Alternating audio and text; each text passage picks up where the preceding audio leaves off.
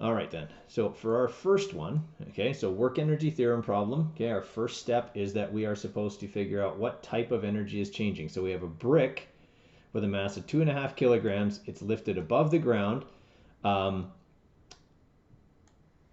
it's lifted, and it's doing 85.2 joules worth of work. Okay, we're looking for the height of the brick. All right, and we said anytime height is changing, we are looking at a change in what kind of energy?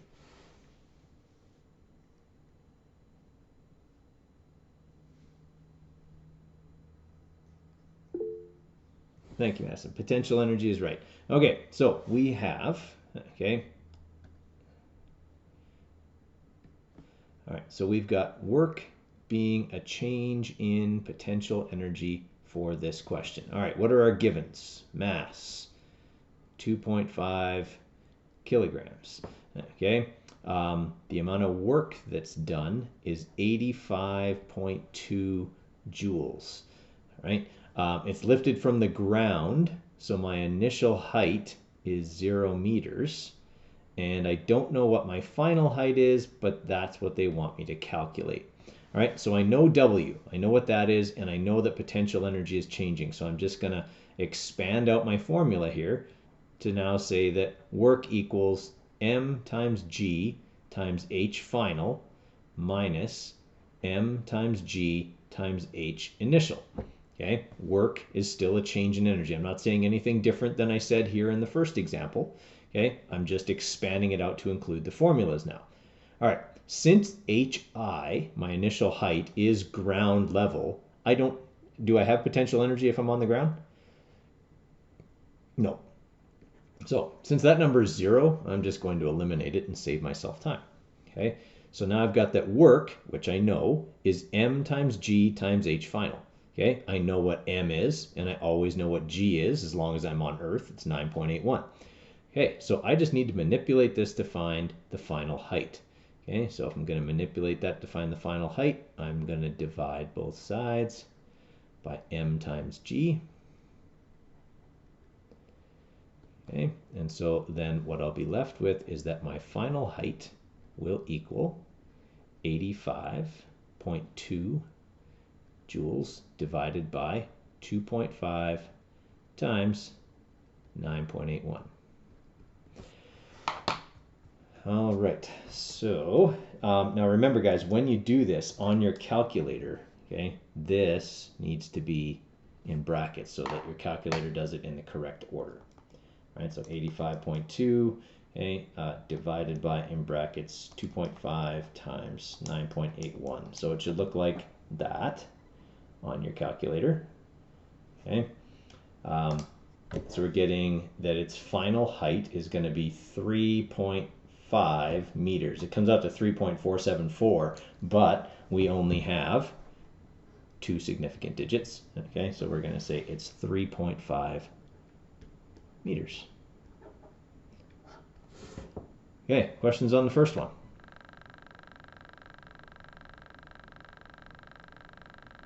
Okay, don't be afraid to ask, guys, if you don't understand. Okay, do you put... yes, Lauren, you do use 9.81. Anytime G is involved, little g, okay, it's 9.81 unless you're told otherwise. Okay, and the only situation where you'd be told otherwise would be if this brick was on Mars, okay, where the acceleration due to gravity is 1/3 of Earth, so it'd be like 3.2 or something like that. Okay, so yeah, you don't have to worry about that. Okay, if it's on Earth or it doesn't say it's not on Earth, it's 9.81. Okay. All right. Any other questions on number 1? Okay. Are we ready to go over number 2? Yeah. Okay. So in number 2, okay, we got a volleyball, and they tell us the mass is 0.75 kilograms. I have no idea if that's how much what the mass of a volleyball is, but that's what we're saying. Okay, it's served from rest. All right, so from rest means that VI equals 0 meters per second, and it uses 145 joules worth of work.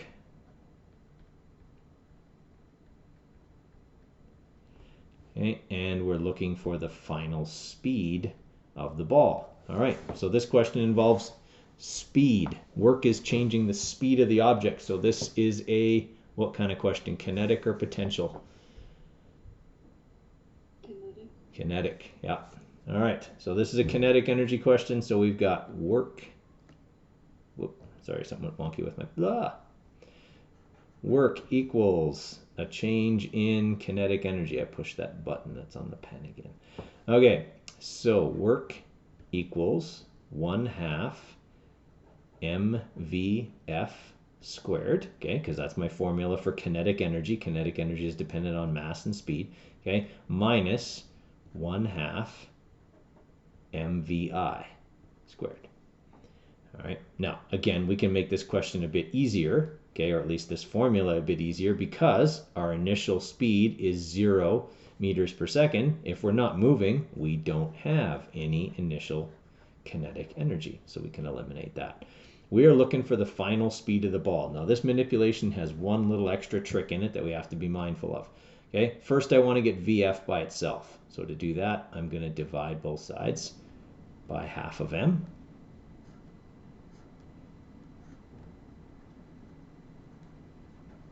Okay, that solves for VF squared. I just want VF. So I have to take the square root. Okay, so my final formula here is going to be VF equals, okay, the square root of 145 joules divided by 1/2 times the mass, which was 0.75 kilograms, and then I square root all of that. Okay, so on my calculator in one step, that's going to look like this. 145 divided by, and then a bracket on the bottom, 0.5 times 0.75. Okay. See what I did with the brackets there, guys?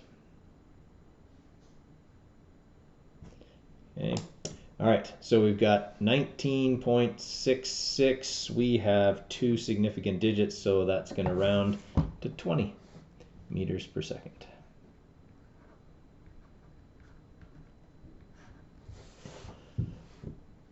Okay, questions on that one? Okay, so these 2 questions, if we're putting them on a scale of difficulty, okay, in terms of work energy theorem questions, okay, so here's our scale or continuum of difficulty, okay, this side's easy, okay, this side hard, okay, these ones probably sit just a little bit on the halfway towards easy, okay, so that's about where those ones sit. The reason for that, they didn't involve using the force times distance part for work.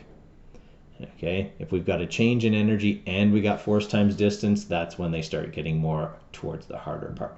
Okay, and it's not because the math is any harder, it isn't, it's just because there's more things to keep track of.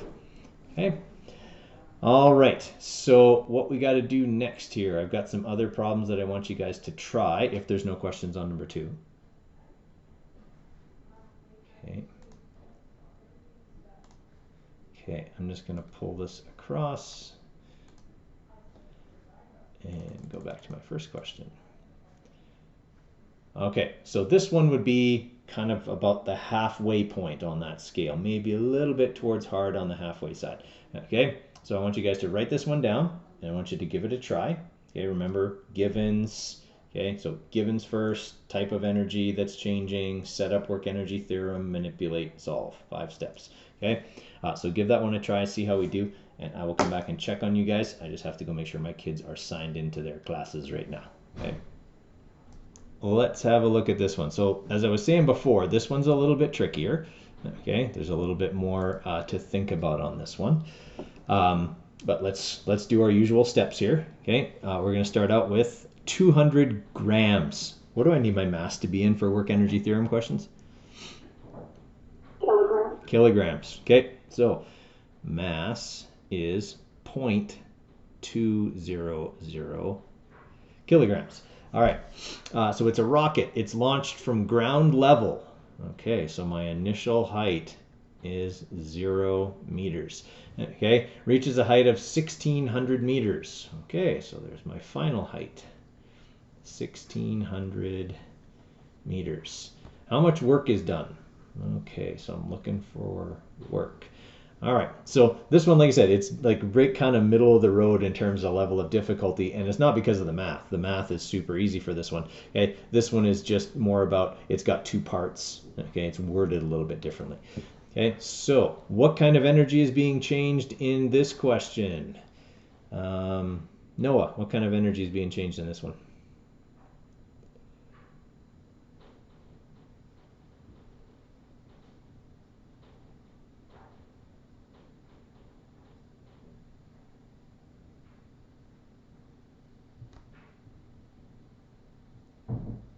Noah, what kind of energy is being changed in this one?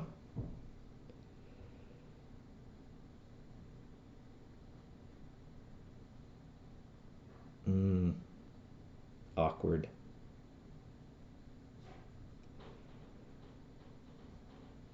Okay, well, let's try Peyton since his icon is right next to Noah's. Peyton, what kind of energy is being changed in this one?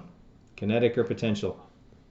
Is it kinetic? No, not kinetic because we're dealing with. Oh, it's potential. It's potential because we got a change in height. All right, thank you. All right, so we got a change in potential energy here. Work equals EP. All right, so that's so we don't need to use force times distance because we're actually just looking for the work. Okay, so we can go work equals m times g times h final, okay, minus m times g times h initial, which thankfully is 0 because we start on the ground. All right, so all we have to do to find work is go mass times gravity times height. We have all those numbers. Okay, so we got 200 grams. I'm sorry, 0.2 kilograms. Okay, times 9.81 times 1,600 meters. Okay, so this is the super easy part of the question. It's part B that's a little bit trickier. Okay, so we got 0.2 times 9.81 times 1,600 meters.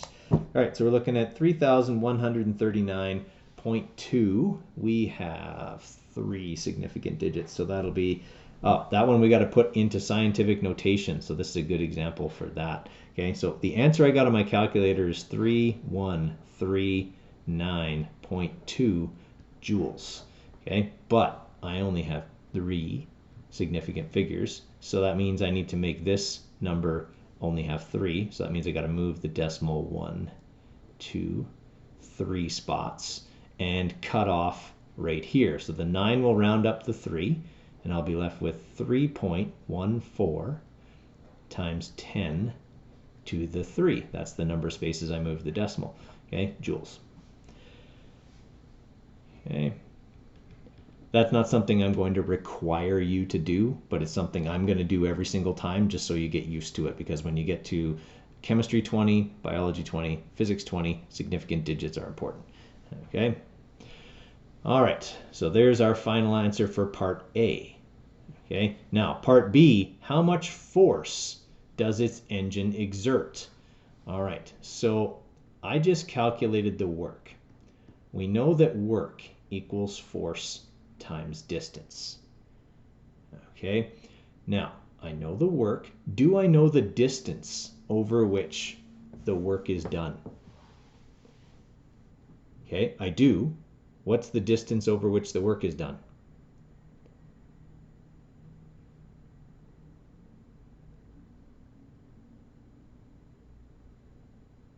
$1,600. Yes, Madison, it is. Okay, because that's the height that it finally reaches. So that's the distance over which they do the work. Okay, so then I'm going to have, I'm going to manipulate for force. Okay, so I'm just going to divide both sides by D. Okay, and that'll calculate my force. So I will have the 3.14 times 10 to the 3 divided by 1,600.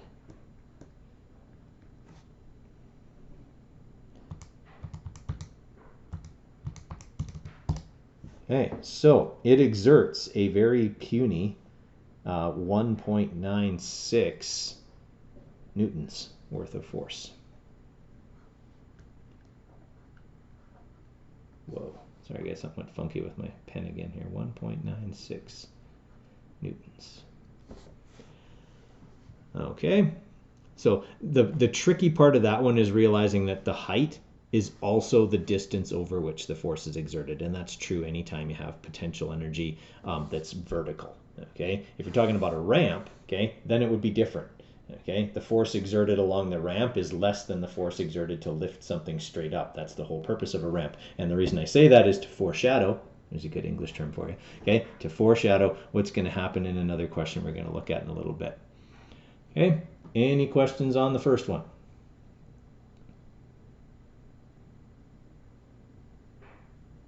Okay.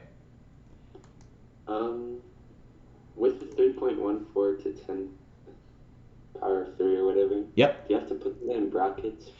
Yes, just like you did. Remember in the first unit with Avogadro's number? Yeah. Yeah, you got to do it like that. So in brackets, okay. 3.14 E3. Cool. Yeah. Thank you. Good question. Alrighty, let's have a look at number 2. Okay, so I want you guys to write this one down and give it a try. Okay, so in this one we got a rubber band that's being used to shoot a marble along a level floor. Okay, the rubber band is stretched using 300 newtons, and the marble starts from rest and reaches a speed of 18 meters per second. Okay, how far was the band stretched? Right, so you know, if we've got our continuum of difficulty here from easy to hard, this one probably sits somewhere around here. Okay, about 3/4 of the way over. All right, I'm going to give you guys a few minutes on that one. Okay, well, let's have a look at number 2 then. So we got this rubber band, and it's used to shoot a marble. They give us the mass of the marble. So mass is 0.135 kilograms. Okay, and it's along a level floor, which means there's no change in height here. Okay, I'm not changing the height of anything. Okay, the rubber band is stretched using 300 newtons. Okay, that's a force. So 300 newtons. And the marble starts from rest, VI is 0 meters per second, and reaches a speed of 18 meters per second. Okay, how far was the rubber band stretched? Okay, how far is distance? So I'm looking for D here.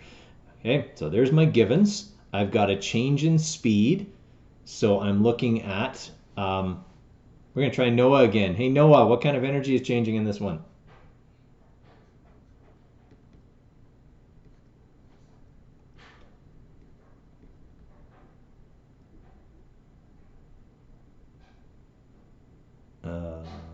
That's too bad. Okay, Jasmine, tell me what kind of energy is changing in this one?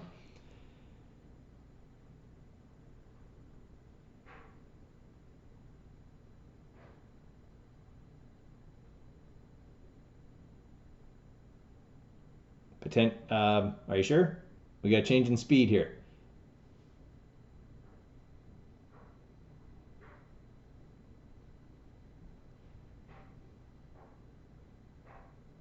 Okay, if we have a change in speed, we are looking at a change in kinetic. Thank you. Okay, so we got a change in kinetic energy because we're going faster. Faster has to do with kinetic. Potential has to do with going higher or lower, and we're on a level floor, which means there's no change in height. Okay, so work is a change in kinetic energy. Now they give me force and want me to find distance, so this is why this one sits a little higher on that kind of continuum of difficulty there. Okay, we got force times distance now equals the change in kinetic energy, which is 1/2 mvf squared minus 1/2 mvi squared. Now we can still make this a bit easy because vi is 0. It does start from rest, so this can be eliminated. Then we're left with this. Okay, question wants me to find the distance the rubber band was stretched. So to get distance by itself, I divide both sides by force. Okay, and then I plug in my numbers. 1/2 times 0.135 times 18 squared divided by the force, which was 300 newtons, Okay, so when we punch that in, we got 0.5 times 0.135 times 18 squared, and then we divide that by 300. All right, so 0.073, no, we got three significant figures, so 0.0729, we can actually have them all in there, okay, is what it comes out to, 0.0729, okay, that number actually has three significant digits because this 0 is not a significant figure, okay, but I'm not too worried about that. So it's 7.3 centimeters is how far back the rubber band was stretched, okay. All right, questions on that one? I had one just like that on last semester's unit exam.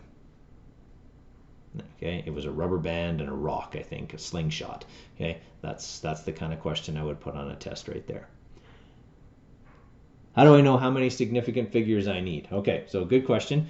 I just look at my givens. Okay, so this number here, this has 300, that has three significant digits. All of those numbers are measured. Okay, for this, these are all measured. Okay, this 3 digits. Okay, so I just look at my numbers in the givens and I go with that. Whatever the smallest number is, that's my least accurate number. My answer can't be more accurate than that.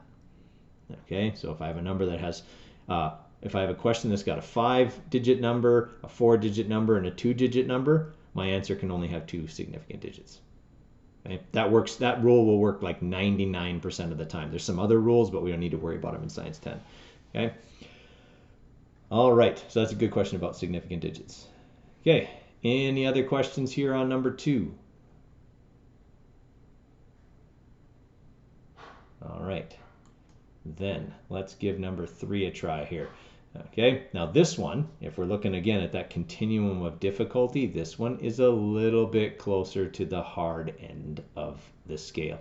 Okay, so it would sit probably like here, right? And reason being, there's a lot of information in it, and it's a trickier manipulation because you don't start from rest. You actually have an initial velocity, so you don't get to cancel anything. Okay, so that makes this one a little tougher. All right, I'm going to give you guys a few minutes on that one and see how you do.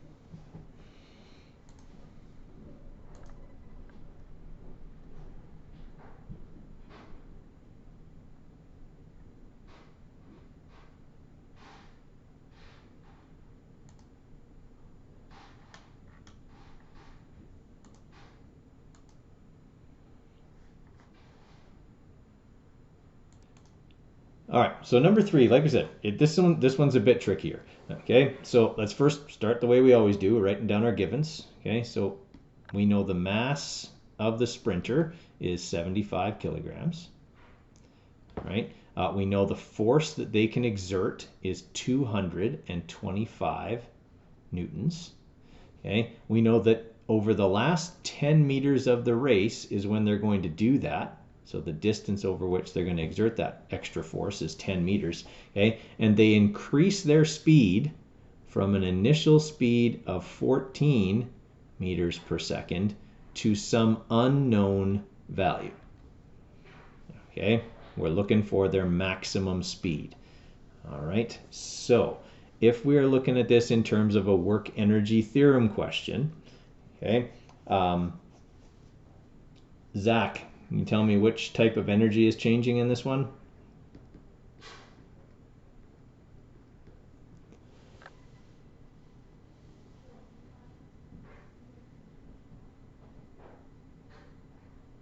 Kinetic, exactly. Thank you, Zach. All right, so we got work is changing the kinetic energy.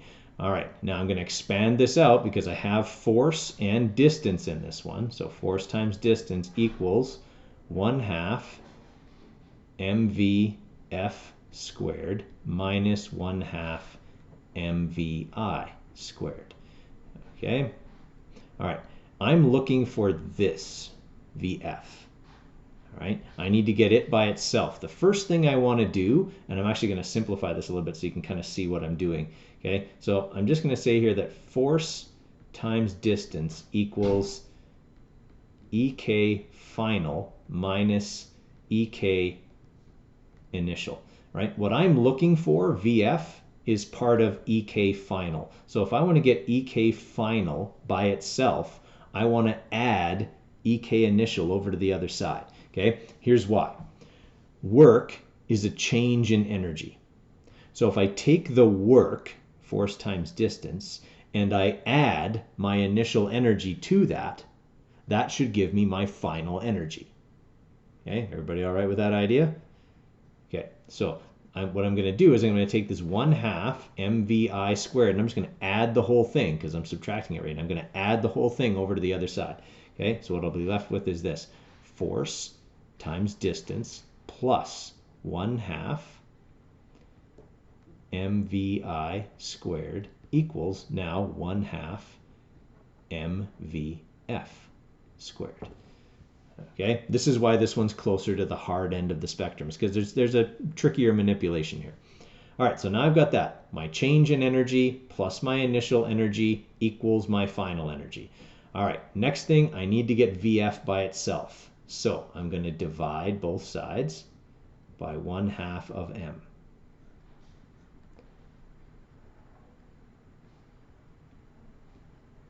Okay, that leaves me with VF squared. I want VF. So I take the square root. All right, so what I'm left with as a formula is that VF is going to equal, okay, 225 newtons times 10 meters plus 1/2 times 75 times 14 squared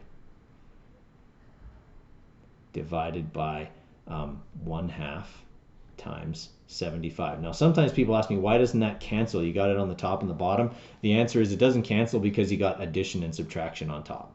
Okay, it's a separate operation. Okay, so there is my formula. I don't have to put that all in one step, and in fact I recommend you don't. Okay, so what I do for this one is I just go 225 times 10 and I press equals. Okay, so I've just done this part on my calculator. I don't know if you guys can see that real small, but okay, so I've just done that first part. Then I'm going to add to that 0.5 times 75 times 14 squared. Okay, so now I've done the top. Now I'm going to divide that by the bottom.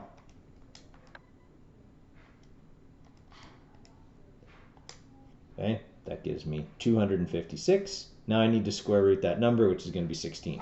The square root of 256 is 16. Okay, so my final speed of the sprinter is 16 meters per second. Okay, they really don't get very much harder than that one. Okay, that's really about as tough as they're going to get. All right, any questions on that one? Don't be afraid to ask, guys. If there was somewhere where I lost you along the way in that question, please say so.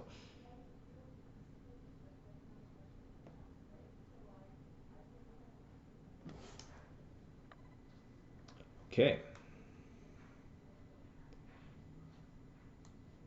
Then here's a similar one. Okay, we're looking for the height an arrow will reach if it is fired straight up in the air from the ground using 300 newtons worth of force. Okay, so if we're looking at that continuum here, okay, I've put one like this on a unit exam before, and it's like here somewhere. It's just slightly over halfway. Okay, this one's not as tough as the one we just did. All right, I'm going to give you a few minutes on that one, and then we'll go through it together.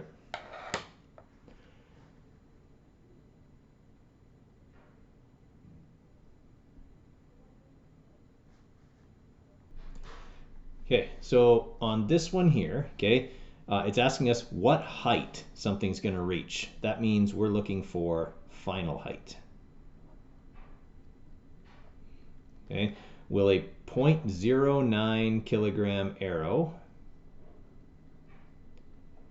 okay, reach if it is fired straight up in the air from the ground? So HI is 0. Okay, using 300 newtons worth of force. Okay, and the bow is drawn back 0.75 meters. Okay, so our distance is 0.75 meters. Our force is 300 newtons. We're looking for the final height of the arrow. Okay, so Riley, tell me what type of energy is changing in this one.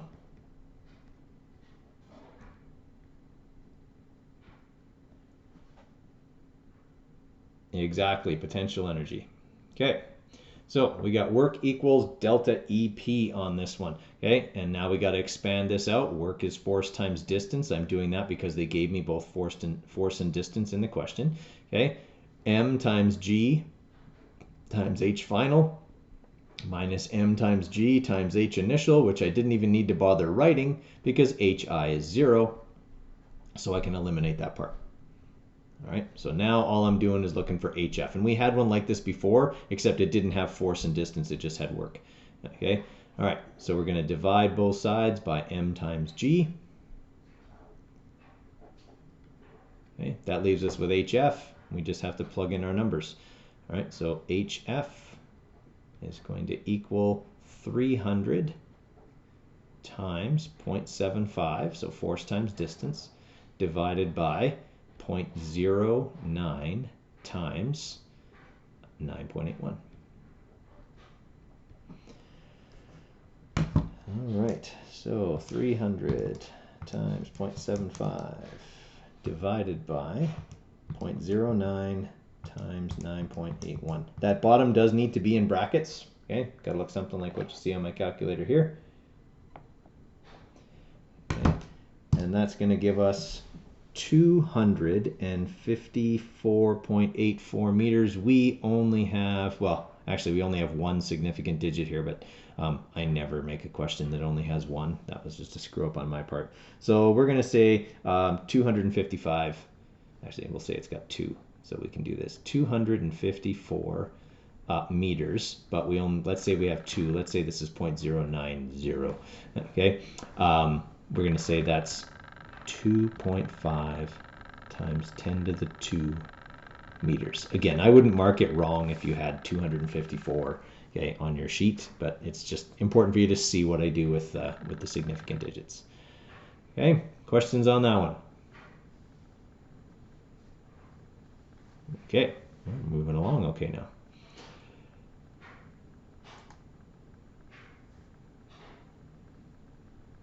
Okay, you know what? That one's a little bit easier. I'm going to skip that one.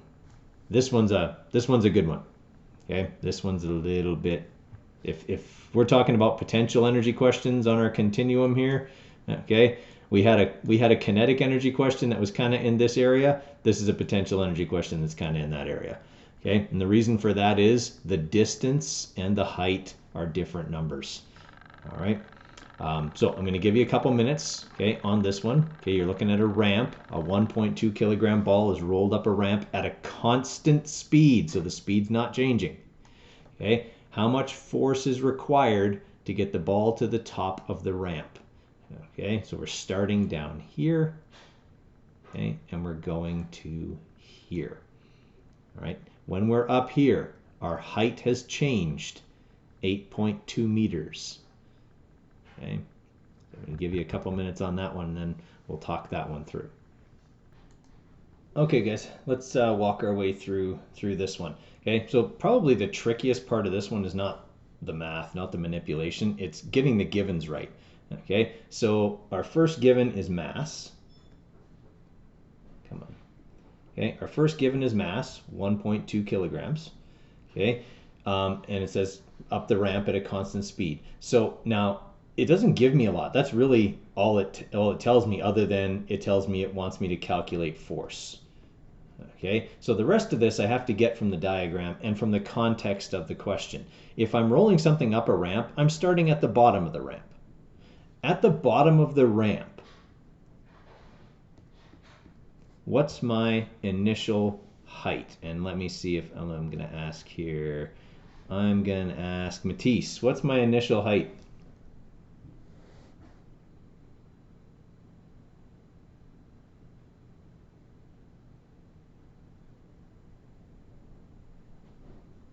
Is it 8.2 or? No, my initial height. My final height's going to be 8.2 meters. I'm not sure. Okay, if I start at the bottom, how high am I? Well, at 0. Exactly. Okay, so my initial height's 0. Thank you. All right, so my initial height's 0. My final height's 8.2 meters. Okay, because I'm going from the bottom of the ramp, where my height is 0, to the top of the ramp, where my height is 8.2. Okay, now the other thing, that's the tricky part. Okay, the other tricky part is, what's the distance? It's not 8.2 meters because I'm not rolling the ball up this side of the ramp. That would be lifting the ball. Okay, the whole purpose of a ramp is to make work easier. Okay, believe it or not, it takes the same amount of work to roll the ball up the ramp 22 meters as it does to lift the ball 8.2 meters. Okay, the difference is, to lift the ball 8.2 meters requires more force, because I have to lift it directly against gravity. Along the ramp helps me. Okay, I don't have to exert as much force because the ramp holds the ball up. Okay, and so I exert less force, but I exert it over a greater distance. So I do the same amount of work. And the reason I do the same amount of work is because work is the change in potential energy. And I change the potential energy of the ball by the same amount whether I lift it to the top or whether I roll it to the top. It starts with none, and when it gets here, it has whatever we figure it to be. Okay. All right, so my distance then is 22 meters. All right, so we've got to find how much force is being used. All right, so we've already said this is a change in potential energy. Okay, so we're going to say force times distance equals m times g times h final minus m times g times h initial, which we've already established is 0. So all I have to do now is find the force. So like I said, mathematically, this question is not difficult. Okay, we've already done questions harder than this mathematically. Okay, so force will equal 1.2 kilograms times 9.81 meters per second squared times the final height 8.2 meters. Right? Then I divide that by the length of the ramp, because that's the distance over which I exert the force. Okay, so 1.2 times 9.81 times 8.2. All right, so that's 96 joules worth of work, and I need to divide that by the distance, 22. So I will be exerting, and we have two significant figures here, 4.4 newtons worth of force.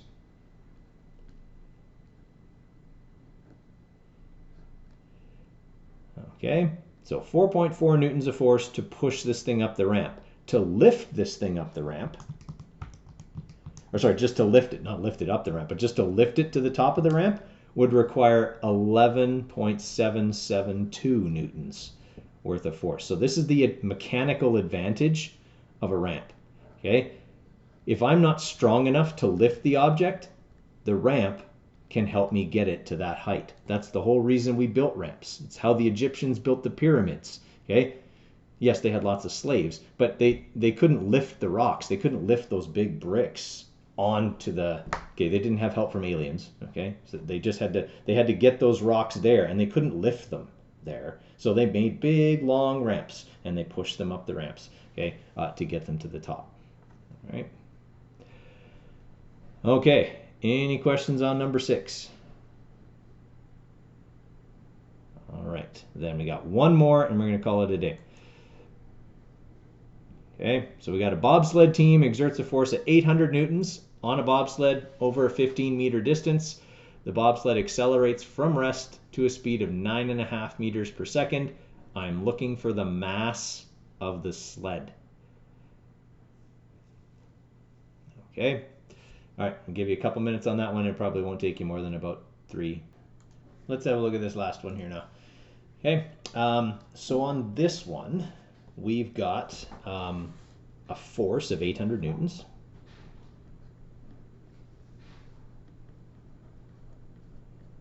Okay, we have a distance of 15 meters. Right, and we're going from rest to 9.5 meters per second.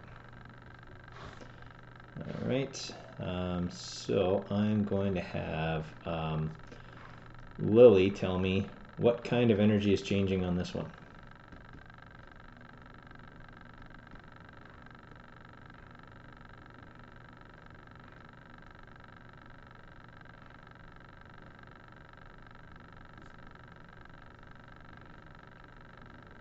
Sorry, Lily, can you tell me what kind of energy is changing on this one?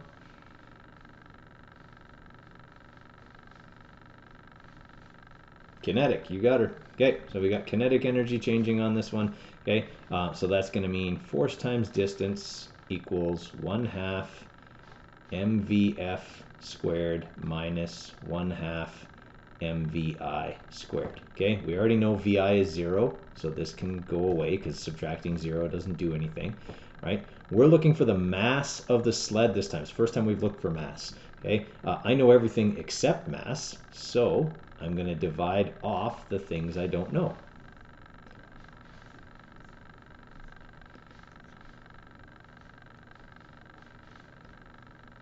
Okay, that's going to get me mass. So mass equals 800 newtons times 15 meters divided by 1/2 times 9.5 squared. All right, so 800 times 15, okay, gives me 12,000 joules worth of work divided by 0.5 times 9.5 squared. Okay, so the mass of the sled is 266 kilograms, but I only have 2 significant figures. Okay, this is what I got for my mass. Okay, so to 2 significant digits, that means I need to move the decimal 2 spots.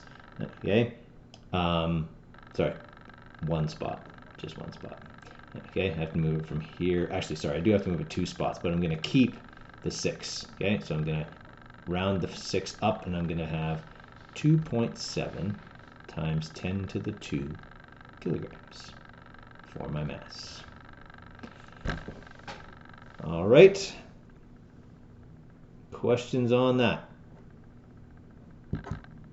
Okay, so those examples that we went over today, guys, are a lot like what you're going to see on your unit exam, so it'd probably be worthwhile to study that. I've recorded this and I'm going to post it, okay, in the stream, just like I used to before we started all this live stream and stuff. So you can always see it again if you need to or you want to use it to study. Tomorrow, we're doing a lab on work.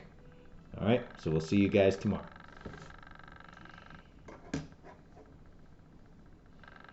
Thank you. You're welcome. Thank you. Welcome.